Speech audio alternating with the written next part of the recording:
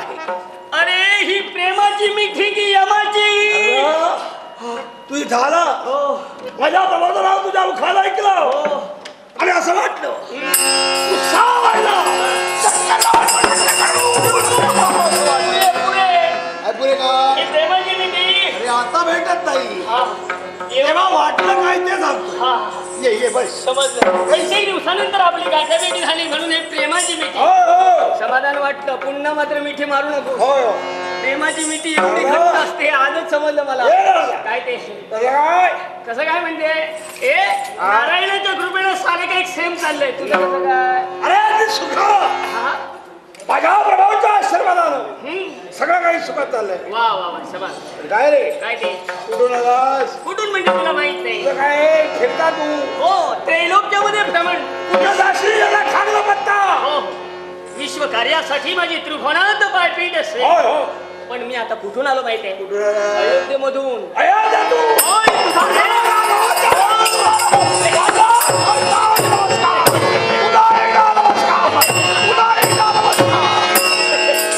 राघवाला भेटून आलो त्याचा आशीर्वाद घेऊन आलो. भेटून हा मला माहित आहे. काय? बालपणापासून भक्ती करतोयस तू. तुझा गुरु आहे तो. विचारतो. अरे रोमारोमात साठविलाय ज्या सीताबाईला वर्ष केला हे अलबत्ता या माणिक महत्त्वाच्या माळे तुझा प्रभाव नाही मग तुझ्या अंतरात आहे का? छाती फाडून रामला केला तो रामबाई झालेला हनुमान.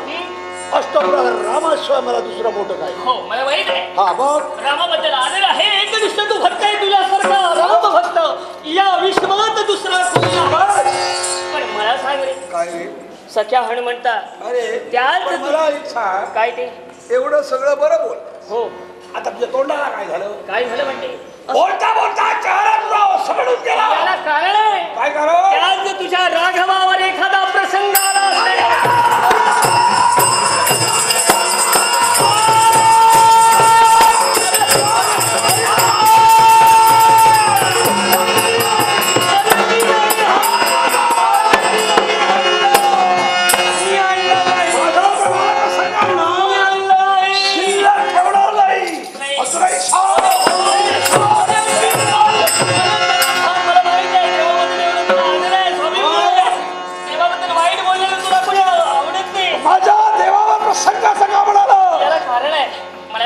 काय ते? एखाद्या भक्तानं जर देवाच्या भक्ताचा अपमान केला असेल तर तू काय करशील? कुणाच्या भक्ताचा अपमान? देवाच्या भक्ताचा.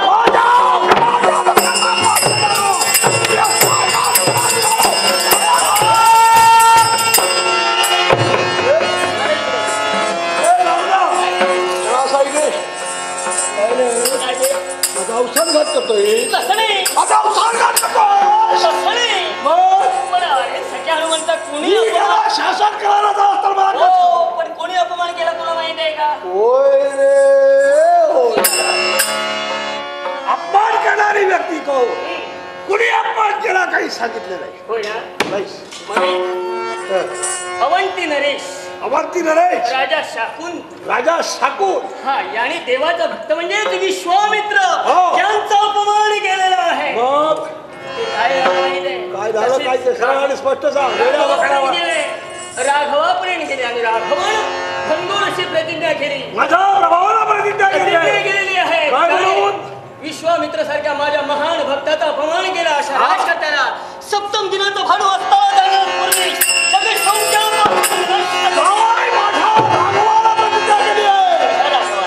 मग विश्वास वाटण्याची पाचवी शक्ती असत्या.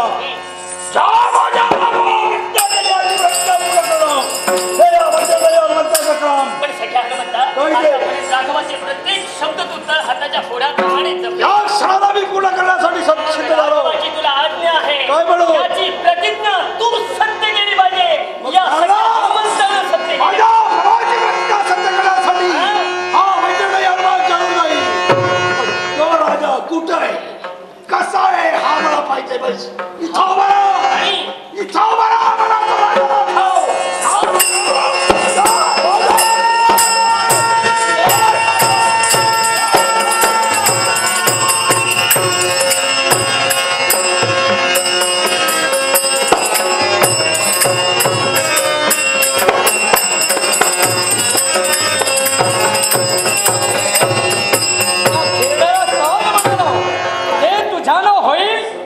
असं करू शकतो. पण हा अहो त्यांना राग आलाय की काय झालं? हर एक प्रयत्न केला, समजावून सांगण्याचा प्रयत्न झाला. देवर्षी नारद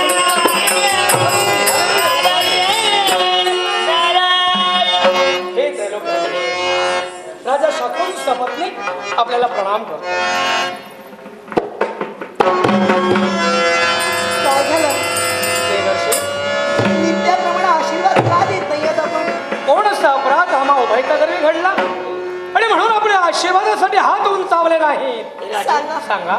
महाराणी काय? तुम्ही नमस्काराला योग्य आहात पण आशीर्वादाला पात्र नाही. कारण सत्संग विवेक बुद्धीने वावरण्याचं कार्य जे राजा शाकुंतल घडलं गेलं. धर्म आणि तिथं अवलंबन करणारा राजकर्ता राजा शाकुंतल आज तुमच्यासारख्या ब्रह्मवृंदाच्या आशीर्वादाला पात्र नाही. कोण शब्द आपल्या मुखातून बाहेर पडले की राजन नमस्काराला तुम्ही योग्य आहात पण आशीर्वादाला योग्य नाही. हे आपल्या बोलण्याचं गांभीर्य आहे. बसा देवर्षी. कुठे चुकलो होतो आपण? मला सांग या 2 दिवसामध्ये तू कुठे गेला होता? अरण्यात. कशासाठी? तुमच्याच मुखातून शब्द बाहेर पडले की अरण्यात कुठेतरी एक वनचर निर्माण झालाय. येणारा जाणारा पाहत असताना जिवेत ठार मारून स्वतःची उपजीविका जगतोय. मग त्याच्या वधार्थ मी अरण्यात गेलो. म्हटलं अरण्यातच जाणं झालं तर शिकार साध्य करावी आणि आपला क्षत्रियाचा धर्म जोपासावा. शिकार साध्य करण्यासाठी गेलो असता हिंस्र शपथांची जाऊ लागली. त्यांचा पाठलाग करत असताना एका झुडपाच्या विश्वामित्र महंत बसले होते. सूर्याची सोनेरी किरण त्यांच्या केस कळाबावर पडल्यामुळं मला वाटलं हा सिंह या झुडपाच्या दळून बसलाय म्हणून धनुष्याच्या ओढी बाण सोडणार तो हा मग क्षात्रवंत राजकर्त्या. हे शब्द त्यांच्या मुखातून बाहेर पडले. पाहिलं मी त्यांना नमस्कार केला पुढं पण आशीर्वाद द्यायला ते तयार नाही. कारण माझ्या अवहेलना करायला सुरुवात केली. काय म्हणते बरोबर त्यांना विनंती केली की महान चुकलं माझं मला क्षमा करा. पण लाथांडाचं कार्य त्यांच्याकडे बिघडलं गेलं. त्याची परिणती त्यांच्या माझ्या युद्धात झाली. युद्ध थांबवून माझ्या मुखातून शब्द बाहेर पडले. जे तुमच्यानं होईल ते तुम्ही राजा इथंच बसला असतो. होय राजा तुमच्यानं ते होईल ते माझं करा इथंच बसला. अरे ते महंत स्वस्थ बसलेले नाही तर अयोध्येत गे तुझ्याबद्दल नको ते प्रभू रामचंद्राला त्याने सांगितलं आणि त्या राघवानं तुझ्या बाबतीत प्रतिज्ञा केली. हो प्रभू रामचंद्राजवळ विश्वामित्र महंत गेले. घडलेलं सारं वृत्तांत त्यांना कथन केलं. तरी पण एक बाण एक पत्नी एक वचनी परम पुरुषोत्तम या संज्ञेला पात्र होणारा देव योग्य काय अयोग्य काय याचा विचार नक्कीच करेल. तसं घडलं नाही. मग कारण नको ते तुझ्या वाईट सांगितल्यानंतर खरोखर प्रभू रामचंद्राला राग आला आणि त्याला घनघोर प्रतिज्ञा केली तुझ्या बाबतीत. काय म्हणून सप्तम दिनाचा भानुवास्ताला जाण्यापूर्वी राजाला जगशौचापासून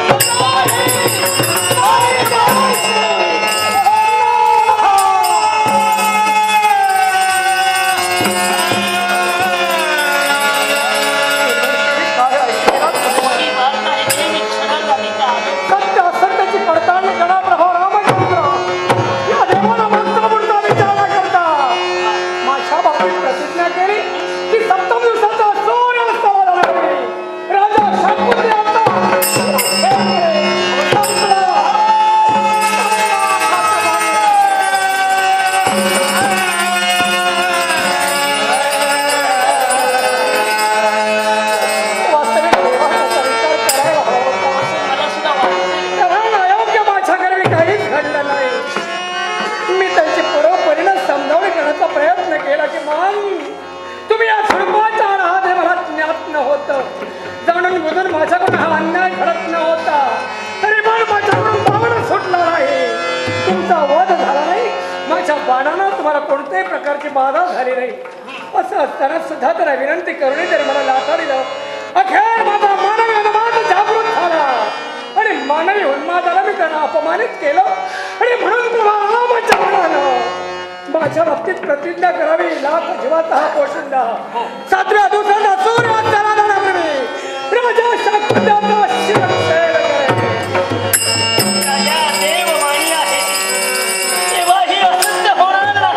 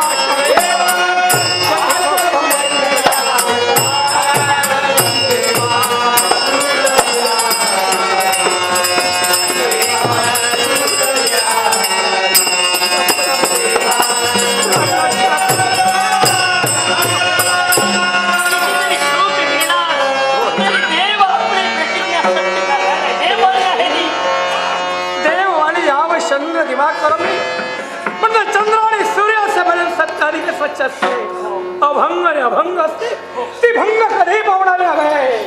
अर्थात प्रभू रामचंद्र एक वचने एक बाणे एक पत्ने राघवाच्या मुखातून निघालेले शब्द वजळले बाहेर काळ्या दगडावरची पांढरी रेघ आणि ते कुणीही असत्य करू कधी कुणी पुसू शकणार नाही. पण देवाची प्रतिज्ञा मी असत्य करणार. देवाच्या प्रतिज्ञेला मी बाधा आणणार. राजा शाकुंत काय म्हणतो तू देवाची प्रतिज्ञा तू असत्य करणार. त्या देवाचं मांडलिक म्हणून राजा शाकुंतने आपलं जीवन जगण्याचं कार्य केलं. मग ते समजून झाला दिवसापासून हात भीती तोवर आसनी शयनी भोजनी ध्यानी मनी स्वप्ने चिंतने नयनी त्या राघवाला पुण्याचं कार्य केलं. त्या राघवाने एका भक्ताचा विचार न करता आपल्या गुरुच्या शब्दाला भरोसा ठेवून माझ्या बाबतीत प्रतिज्ञा करायचं कार्य केलं. पण त्या देववाणीला मी बाधा आणणार. आपण आश्चर्य वाटले राजा, कोणत्या तऱ्हेनं देववाणी तू भंग पावणार आहेस हे मला ऐकायचं. देवर्षी आज मला तुम्ही कथन केलं आहात. 7 दिवसाची प्रतीक्षा करत बसण्यापेक्षा माझा मृत्यू हा नक्की घटाळ आहे. हो, पण खऱ्या सुखाच्या निराशेनंतर कशाचं सुख कशाचं समाधान. हत्तीच्या मनावर हस्तिदंत सामानाचा तुकार करण्याचा प्रसंग आला तर त्यात कोण समाधान मानेल. विकास झालेला क्षेत्र भागावर तरंगणारा विश्वाला मिळाली म्हणून नसता आनंद बाळगण्यात अर्थ नाही. 7 दिवस जीवन जगता येणार म्हणून प्रतीक्षा करत बसणार नाही. मग काय करणार ते ऐका. ही दुःखद वार्ता तुम्ही आम्हा उभयताना कथन केला. म्हणून एकच निर्णय, तुम्ही सत्पात्र ब्राह्मण आहात, तुम्ही जगदवंद्य आहात. अर्थात या क्षणी आम्ही काय करणार आहोत हे तुमच्या माहितीचं आहे.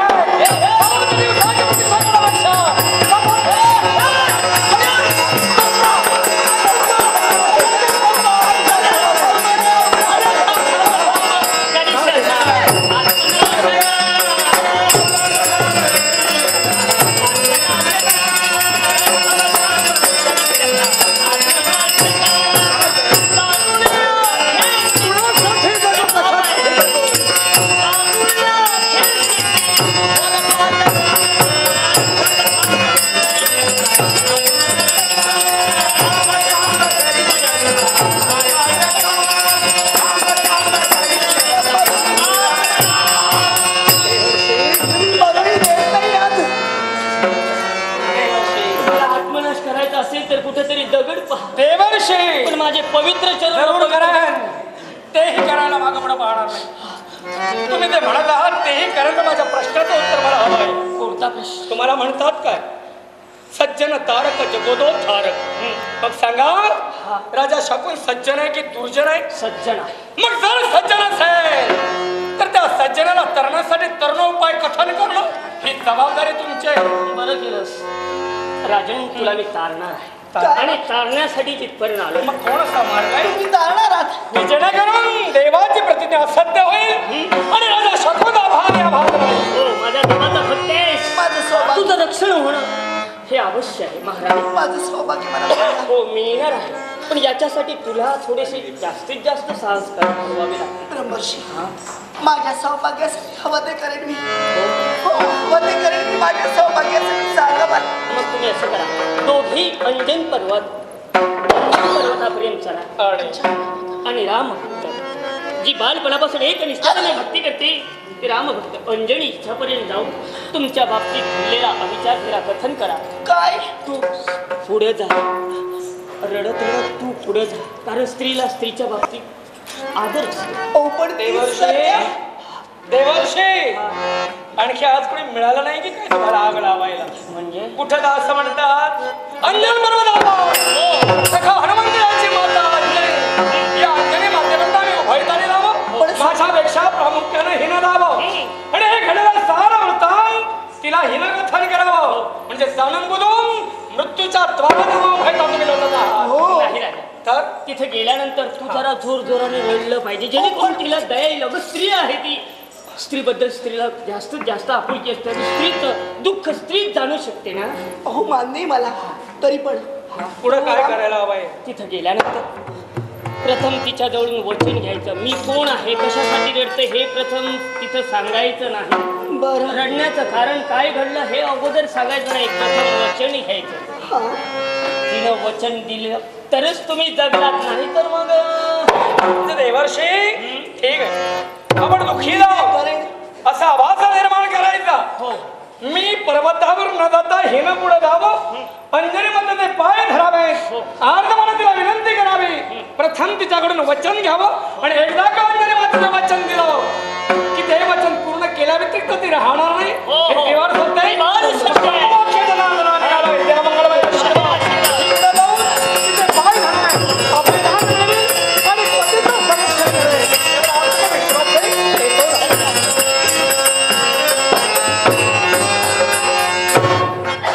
मला फसविलंस तू. शेवटी सज्जन तारक म्हणतात मला, तुला तारणं हा माझा धर्म आहे.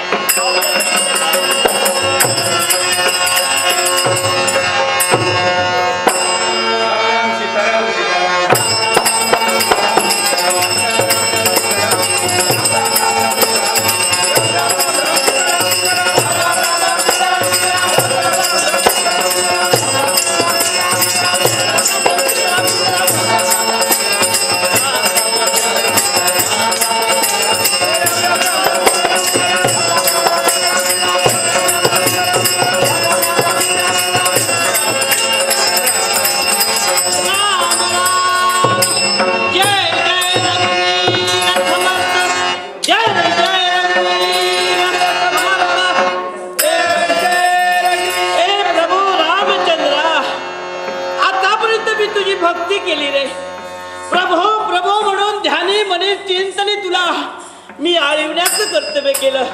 पण देवा तुझ्या लिहिल्याशिवाय एक पान सुद्धा हलू शकत नाही वृक्षाचं. पण भगवंता अखेर त्या सेवेत श्रेय म्हणून सख्या हनुमंतासारखा मला पुत्र दिलास आणि आज देवा सगळ्या सुखाची मला तू प्राप्ती करून दिलेस. म्हणून प्रभो रामचंद्रा ध्यानी मनी सोबती तुझ्या गीताशिवाय तुझ्या नावाशिवाय मला एकही दिवस माझा आठवत नाही. म्हणून देवा सदोदित मी तुझ्या नामस्मरणात राहणार. जय जय रघुवीर समर्थ, जय जय रघुवीर समर्थ, जय जय रघुवीर समर्थ. राम राम सीताराम.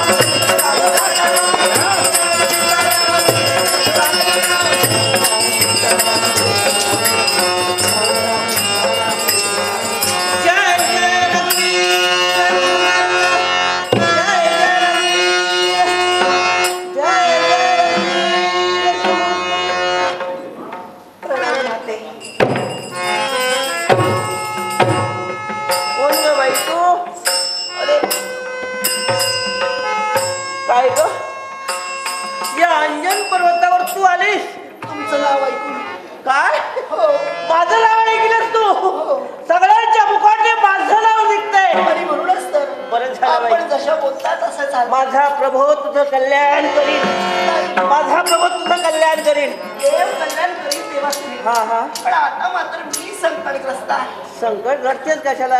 आणि त्या संकटात रक्षण करणं हा तुमचा धर्म आहे. नवऱ्यानं मारलं काय? नाही. मग रडतेस का तू? मी सांगेन, पण प्रथम मला वचन द्या. वचन? अगं तुला वचन कशाला? आता मला सांग, तू रडते आणि ते तुझं दुःख हलकं व्हावं म्हणून तुला वचन हवंय. अगं वचनाची काही गरज नाही.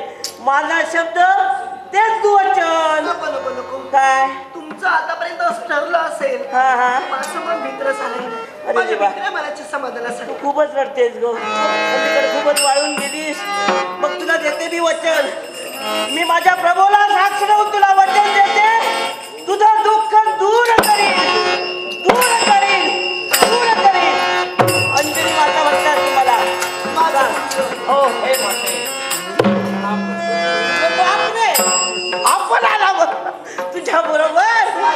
बरं झालं रे बाबा दोघं जण आला म्हणजे माते दर्शन नाही म्हटलं दर्शन घेऊ या होय रे निमित्तानं बाबा आणि येताना म्हटलं तुझं दर्शन सपत्नी खायला हवंय हो, हो. आणि सपत्नी दर्शन घेण्यासाठी आम्ही इथं आलो. देव माझा प्रभू तुझं कल्याण वचन करेल. दिलं, मनाचं समाधान झालं. तू वचन दिलेस होय. माझी इच्छा एकच आहे हा. सप्तम दिवसाचा सूर्य अस्ताला जाईपर्यंत आम्हा बैलांचं तू रक्षण करायला हवं. अगं तुला वचन दिलंय ना अरे, मी कोणी सामान्य ना भाई कोण रे बाबा ओळखी करून दे अवंत नगरीचा राजा शापून राजा शाकुंज आणि ही तुझं नाव माझी काय? पत्नी सुमित्रा हा सुमित्रा पण आता आम्ही आज संकटात आहोत. काय काय झालं आम्ही असं ऐकलंय की तुम्हीच संकट मुक्त करा हा, हा. आणि म्हणून तुमच्यापर्यंत आम्ही आलो. बरं झालं. तुमचा शब्दबंध वज्रदेव आहे बाबा रे. अशी तुमची ख्याती आहे. राजकर्त्या माझ्याजवळ काही नाही सगळं त्या प्रभू जवळ अगदी आहे बरोबर. इच्छा देणारा तो माझा राजा प्रभू आहे त्याने इच्छा दिली पण माते- आणि त्या माझ्या प्रभूमुळे माझं चाललंय रे. वचन पण दिलेस. प्रभूने इच्छा दिली कर्तृत्व तुम्ही गाजवित आहात याची कल्पना आम्हाला झाली हो, हो. आणि म्हणून या अंजन पर्वतावर आम्ही उभायट म्हणालो. मग- घडलं काय एवढं फक्त आहे का हा काय एक घडलं दिवस शिकारीच्या निमित्तानं मी अरण्यात गेलो. हा हा कळत नकळत माझ्याकडून चूक घडली. विश्वामित्र महंत तपाला बसले होते. हा सूर्याची प्रखर किरण त्यांच्यावर पडली त्यांच्या केस गळावर पडली. मला असं वाटलं की सिंह इथं चढून बसलाय जीवित रक्षणार्थ म्हणून मी धनुष्याला तडत्कार दिला. बाण काही सोडला नाही बाण सोड. ते काही मेले नाही. हा हा हा क्षात्रवंताचा धर्म आहे धनुष्याची प्रत्यंचावरण म्हणजे समोरच्या शोभादाला सावधानतेचा इशारा हो. देणं. ते मी केलं. मग? हा मी शब्द त्यांच्या मुखातून बाहेर पडले. पाहिलं तर विश्वामित्र महंत हा.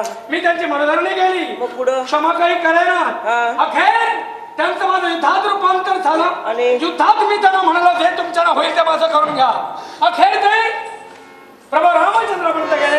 प्रभू रामचंद्राने माझ्या बाबतीत प्रतिज्ञा केली 7व्या दिवसाचा सूर्य अस्ताला माझा शाकू त्याचा शिरक्षेत करेल. बरं झालं. माझ्या देवाचे जर तुम्ही वैरी असाल मी तुम्हाला जिवंत ठेवणार नाही. माझ्या देवानं प्रतिज्ञा केली आहे ना? अगदी बरोबर आहे. मला जरी प्रतिज्ञा केली हा. तरी पण आता तुम्ही मला वचन दिला ते? की सप्तम दिवसाचा सूर्य खुशाल मार. काय? पण मरणाऱ्या माणसाला मरणाची अंतिम इच्छा पूर्ण करायची होय रे असते बाबा. आणि ती तू करायला हवे. आता तुम्ही मरणार आहात होय. तुमची शेवटची इच्छा सांगा एकच काय हवंय आम्ही फक्त एकच करणार हा. आहोत या अंजन पर्वतापासून हा. आमच्या राज्यापर्यंत जाणार आहोत. हा, जा जा अरे अरे, जा. ऐका हो ऐका ही सगळ्या हनुमंताची माता अंजनी माता अरे देवा. आता ऐका.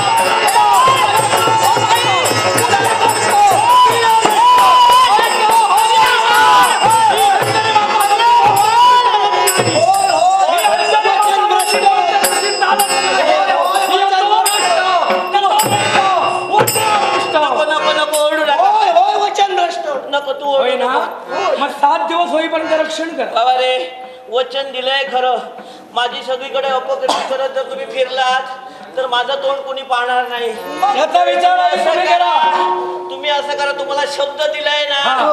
तुम्ही अशीच जा. फक्त 7 दिवस आमचं रक्षण करा. 7 दिवसापर्यंत 8वा दिवस रक्षण तुम्ही करीन. आमचे नव्हे आम्ही तुमचे नव्हे. 7 दिवसापर्यंत काय मिळेल ते खा. तुम्ही पंचपक्वान्न मागाल माझ्याजवळ काही नाही. चिंता करू नका. हो फळं आहेत. आम्ही कंदमुळं खाऊन उपजीविका करू चिंता करण्याची गरज नाही. येतो फक्त शब्द होय, होय, होय. होय, होय, जा, जा. काय रे देवा प्रभू रामचंद्र काय हे केलं?